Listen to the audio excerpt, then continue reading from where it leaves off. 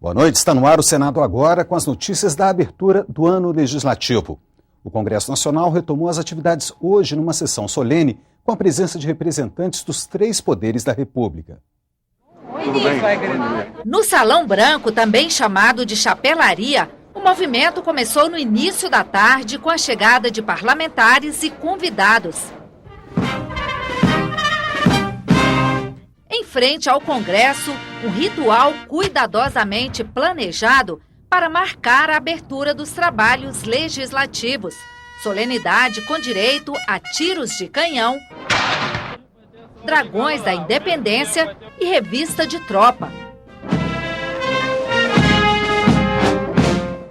Os presidentes do Senado e do Congresso, Renan Calheiros, e da Câmara, Henrique Eduardo Alves, foram recebidos por líderes partidários e ministros.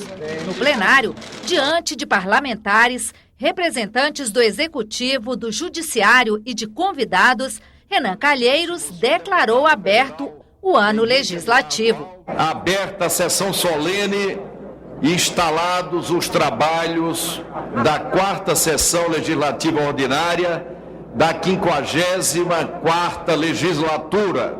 Um dos momentos mais aguardados na abertura dos trabalhos legislativos é a leitura da mensagem presidencial. O documento traz um balanço das realizações do governo no ano anterior e as expectativas com relação ao trabalho do Congresso. A mensagem, a última enviada pela presidente Dilma no atual governo, foi trazida pelo novo chefe da Casa Civil, Aloysio Mercadante, poucas horas depois de tomar posse no cargo.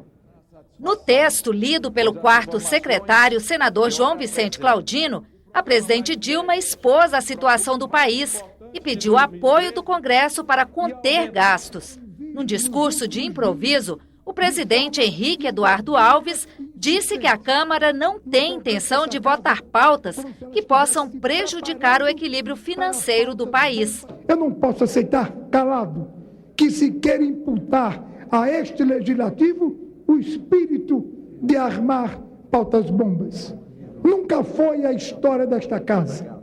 O presidente do Supremo Tribunal Federal, ministro Joaquim Barbosa, fez um balanço dos trabalhos do STF e do Conselho Nacional de Justiça em 2013 e anunciou novos mutirões carcerários para este ano. No ano de 2014, estas medidas terão prosseguimento em pelo menos 6 novos estados, bem como em outros 6 complexos penitenciários com maior número de registro de violação de direitos humanos ocorrentes no país.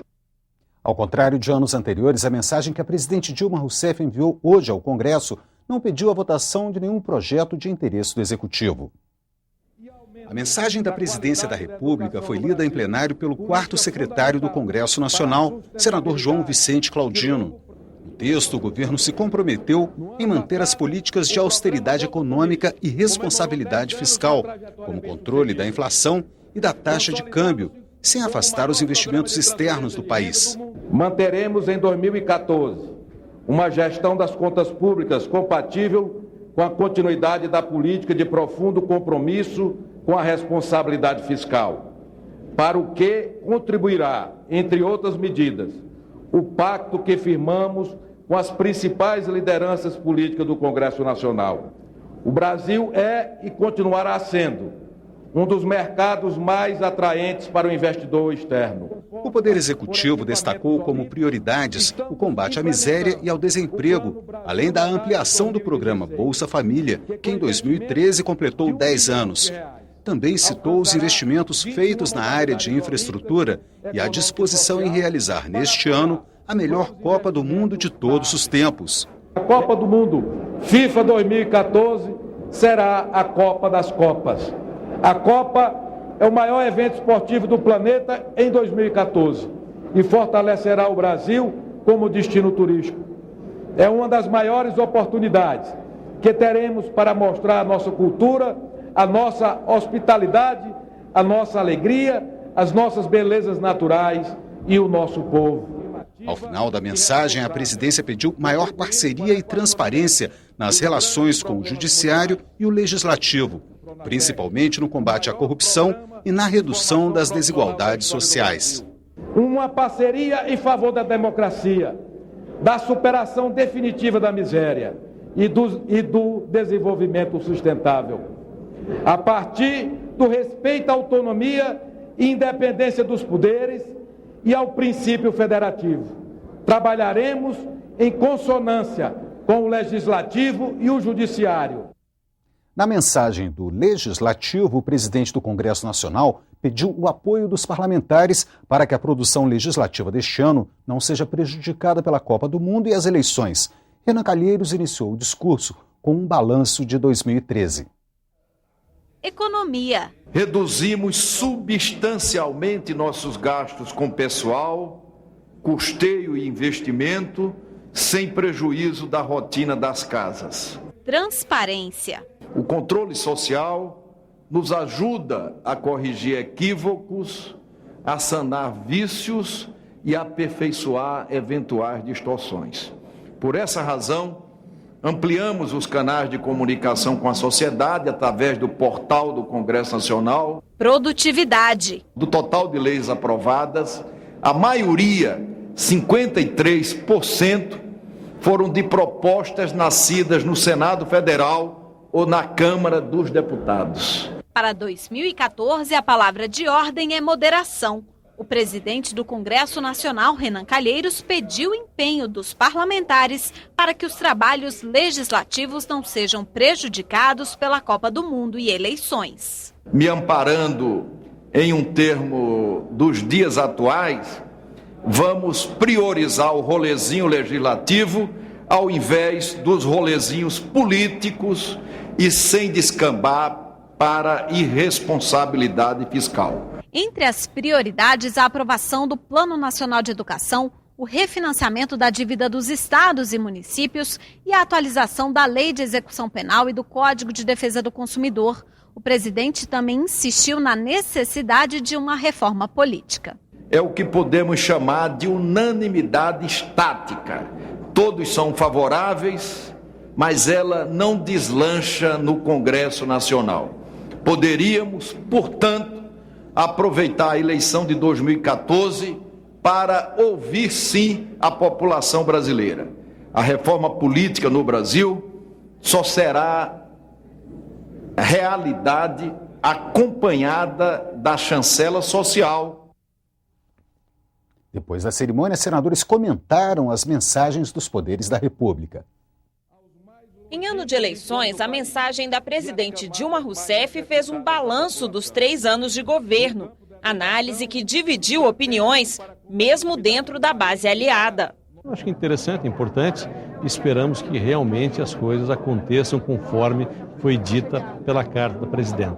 Tem muita obra atrasada, muita coisa que precisa ser feita, muitos programas que não se concretizaram. O que nós precisamos no Brasil é entender que os projetos precisam sair do papel. A oposição também criticou. Ao invés de você anunciar a implantação de reformas de contenção de gastos públicos para ir ao encontro dos anseios do Brasil, que são fundamentalmente perda de credibilidade internacional e perigo de retorno da inflação, situação cambial desfavorável, superávit primário em queda. Ao invés de você falar sobre isso tudo, fala sobre obviedades. Quem é governo tem que mostrar o que está fazendo, e foi o que a mensagem disse, né? Falou de todo o trabalho do governo nesse período e aponta caminhos de parceria com o Congresso, em nome da própria democracia, fortalecendo naturalmente o Poder Executivo, mas também dando elogios à participação do Legislativo durante todo esse período. Transparência e economia de recursos públicos foram palavras presentes nas mensagens dos 3 poderes. A reforma política apareceu nas do Executivo e do Legislativo. Alguns parlamentares acreditam que é possível votar mudanças no sistema político, mesmo em ano de eleições. Mesmo acreditando que é difícil nesse momento, nesse ano de eleição, mas eu acredito que seria de fundamental importância nós avançarmos em alguns pontos, como financiamento público de campanha, entre outros temas, que tratam das eleições em nosso país. Eu entendo que a discussão deve acontecer, vai acontecer a discussão da reforma política. Nós precisamos avançar em alguns pontos, mas nós temos que falar em reforma política, não de reforma eleitoral. Numa comparação bem humorada com o rolezinho, o presidente Renan Calheiros cobrou do Congresso prioridade para votar as demandas das ruas, sem que eventos como as eleições alterem o ritmo do legislativo. Os senadores concordaram. Ainda temos aqui, e é um eixo importante, o marco regulatório da mineração. Eu acho que esse é um ponto fundamental. Há necessidade aqui de tratarmos do Plano Nacional da Educação. Ficou pendente, parte na Câmara, parte no Senado, aquele pacote que foi chamado de mini-reforma, não é, econômica, mini-reforma fiscal. Por exemplo, a negociação das dívidas, a garantia da regulamentação do comércio eletrônico, a negociação para a criação dos fundos de compensação que permitisse, por exemplo, ter o fim da guerra fiscal no ICMS. As duas casas do Congresso começam o ano legislativo com a pauta trancada. No Senado, uma medida provisória. Na Câmara, várias MPs e projetos em urgência constitucional. Além disso, grandes eventos no país devem influenciar o calendário parlamentar. A repórter Mariana Abreu explica. Carnaval, Copa do Mundo, eleições. Eventos que fazem de 2014 um ano atípico e que podem comprometer o volume de trabalho do Congresso Nacional. Você tem pouco período para deliberação, uma pauta muito complexa, não se tem grandes expectativas de reformas estruturais. Para este consultor, é preciso levar em conta também a reforma ministerial planejada pela presidente Dilma Rousseff. Pode ter alguma rusga, algum movimento, algum ruído de algum partido que venha a ser, digamos, não plenamente atendido pela presidente na recomposição ministerial, isso pode afetar diretamente já a retomada dos trabalhos do Congresso. O governo espera que o ano seja produtivo, sem grandes impactos no orçamento. Eu tenho a convicção de que vamos ter um ano de muito trabalho, de muitos bons resultados, como foi o ano passado, principalmente pela colaboração dos líderes, dos presidentes das duas casas, do presidente do Senado, o senador Renan Calheiros,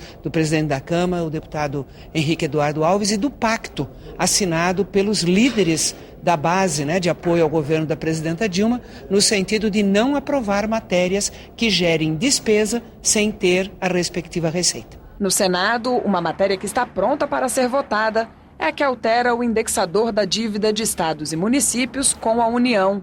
Os valores, hoje atualizados conforme a variação do IGPDI, mais juros de 6% a 9%, passariam a ser corrigidos pelo IPCA mais 4% de juros ao ano, ou pela taxa Selic, o que for menor. O passe livre estudantil e o fim do foro privilegiado para crimes comuns também devem avançar no Senado. Está em andamento ainda a modernização dos códigos penal, comercial e de defesa do consumidor. A maior parte das matérias consideradas prioritárias aguarda a deliberação dos deputados. É o caso do projeto que tipifica o terrorismo. A expectativa dos parlamentares é de que ele seja aprovado antes da Copa do Mundo, quando haverá eventos com grandes aglomerações. Mas, primeiro, é preciso votar o Marco Civil da Internet, uma espécie de constituição que fixa os princípios gerais para o uso da rede e que atualmente tranca a pauta da Câmara. A base está dividida, o PMDB defendendo uma posição, o PT e outro ponto, outros pontos. Então isso não tem como chegar a mais um acordo. É uma questão de colocar no voto e quem tiver mais voto leva a vitória. Os deputados ainda precisam analisar o projeto que exige ficha limpa para servidores públicos, a PEC do orçamento impositivo, o Plano Nacional de Educação e a regulamentação dos direitos dos empregados domésticos. O Senado vai realmente ter que fazer um esforço adicional no segundo semestre para dar conta dessa pauta que será encaminhada pela Câmara neste primeiro semestre. E nesta semana já tem debate nas comissões e votação marcada no plenário do Senado. A base aliada do governo, que é a maioria na casa, se reúne nesta terça-feira para definir as prioridades. A primeira semana de trabalhos no Senado começa com o debate de temas polêmicos. Na quarta-feira, A Comissão de Direitos Humanos analisa um relatório sobre a visita de senadores ao complexo penitenciário de Pedrinhas, no Maranhão, onde presos foram decapitados por outros detentos. O que o Senado pode fazer? Que consequências o senhor espera que esse relatório tenha? Nós vamos apresentá-lo, como eu já disse, ao Ministério da Justiça. E vamos apresentar ao Ministério Público Federal. Na quinta-feira, o ministro das Relações Exteriores, Luiz Alberto Figueiredo Machado, fala aos senadores. Ele deve comentar as explicações dos Estados Unidos para a espionagem contra o governo brasileiro. No plenário, uma medida provisória tranca a pauta. Ela libera 2 bilhões e 500 milhões de reais para o Fundo de Financiamento Estudantil, o FIES, e a mudança do indexador da dívida de estados e municípios com a União também está na pauta. Esse e outros projetos que preocupam o governo serão tema de uma reunião na tarde desta terça-feira entre líderes da base aliada no Senado e a ministra das Relações Institucionais, Idely Salvati. Você terá outras informações a qualquer momento em nossa programação. E nesta terça-feira, às 8h15 da manhã, no Senado em Dia. Boa noite.